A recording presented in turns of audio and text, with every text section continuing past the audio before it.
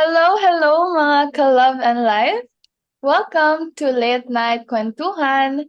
I'm Aina, and tonight we're diving deep into something that's close to my heart and probably yours too.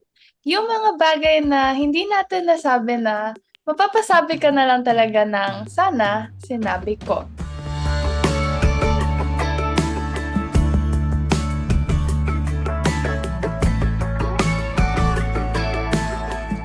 So for tonight's episode of Late Night Kwentuhan, I'm with Matthew Abergas and Jeff Aguilar. So tonight, let's talk about those things that you never said that actually matters. Those unsaid words, whether it's I love you, I'm sorry, or even I'm hurting, can really affect our relationships and our lives. So Jeff, anong masasabi mo about it? Let's be practical. Sometimes it's better not to say everything. May mga bagay na mas magandang itago para hindi na mag-cause ng drama. But sabi nga nila, communication is the key, especially in relationships. Pero Dref, yung mga unspoken feelings, they build up. Parang pressure cooker yan. Eventually, sasabog. And that's when things get really messy. Those unsaid words matter. Especially mga words of affirmation and vulnerability, di ba, Ate Aina? Actually, tama kayong dalawa. It's not about saying everything naman, but about being honest and authentic. It's about letting people know where you stand, especially those you love. So speaking of love, na in love or na heartbroken na ba kayo? Sige, sino ba nasasagot dyan?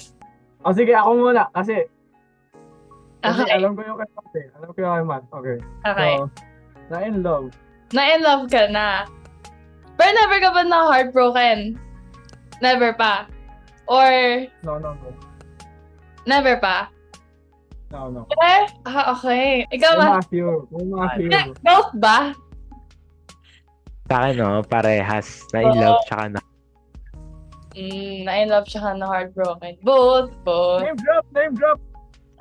Walang Next! Ate Aina.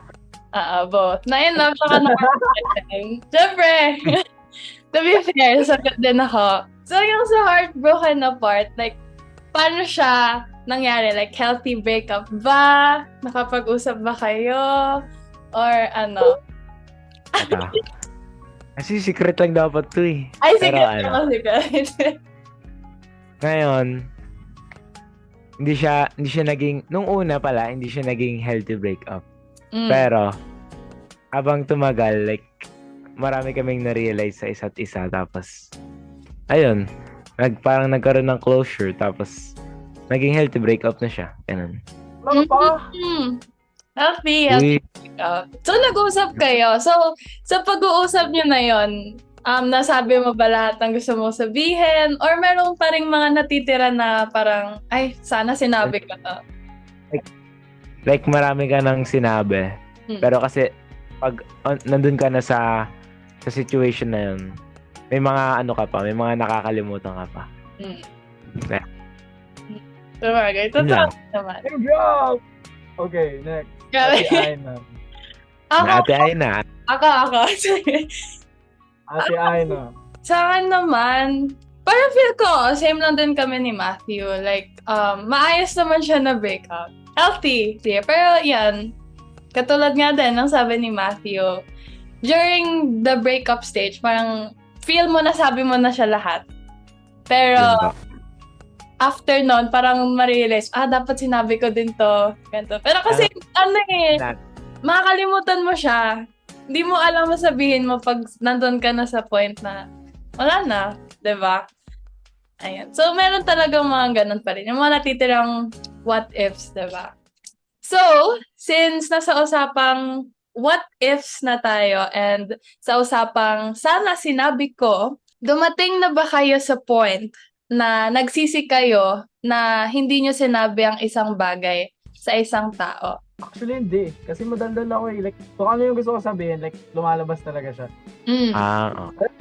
Alam ni Matthew yan. So, ganun talaga yung personality mo, no? Parang kung ano yung pumasok sa isip mo agad, sabihin mo siya kagad. Exclusive thoughts niya. Intrusive thoughts Oh, ni... yung mga ganun. Para sa akin sa relationship.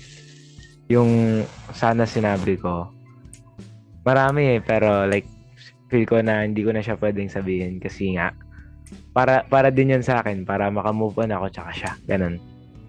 Tsaka sa mga ano ko po, sa mga loved ones ko na wala na. 'Di ba? May mga sana sinabi tayo sa kanila na hindi naman natin nasabi. 'Di ba? Okay, what about Ate Aina though?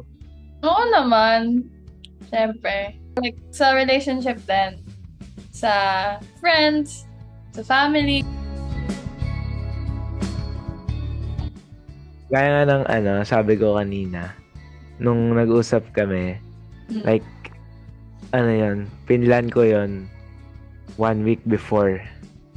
Para, siyempre, alam, mag-usap kami sa public, di ba, maingay. Dapat sa peaceful na place, ganun. So, talagang pinlan mo siya pinlan mo din ba kung ano yung sasabihin mo or hindi naman? Opo. Yung iba lang, yung iba. Kung ano yung gusto kong sabihin. Para masabi mo ng maayos. Para ma-clear, yes. Diba? Ikaw, Jeff. Hanapin mo yung right timing para sabi sa kanya eh. Ako, kasi, inaanap ko yung right timing ko, pero, napilit niya ako. Then, yun. Sayang lahat yung pinagplanuhan ba? Personal experience. Okay. Wala, kasi natatakot ka na baka nag-expect ka ng magandang results. Ganon. Kasi pag nag-expect ka, pwede ka masaktan, di ba? Ikaw, Dref, maano mo yan sa sarili mo kasi hindi ka naman madalas nagsasabi. Oh, bakit? Takot ka sa mga like, takot ka sa mga pwede nilang mga masabi sa'yo. Ma-judge Pwede. ba? Kahit kaibigan mo yan eh. Kahit, sabihin natin ako and si Matthew. Like, lagi kami magkasama pero di naman lahat ng nararamdaman ko, nararamdaman niya, sinashare namin sa isa't isa. Kasi, what Kasi if, hindi what if ako, sinabi sa akin ni Matthew yung nararamdaman niya. And then, kwento ko sa iba. Like, edi, asan yung trust? May mga tao na parang iti-take advantage nila yon. Meron ding mga tao na parang gagamitin nila yon against you. Diba? So parang nakakatakot talaga siya. May judgment talaga eh. Mangyayari talaga yung ganun. You need to make sure na okay ka, na na-process mo yung emotions mo, yung thoughts mo, so that pag nakipag-usap ka, or pag sinabi mo yung isang bagay, mas clear sa tao.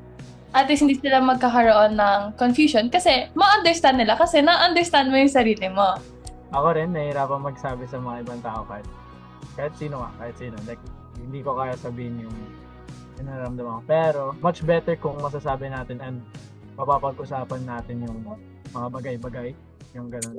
And that's the end of our late night kwentuhan session, mga ka-love and life.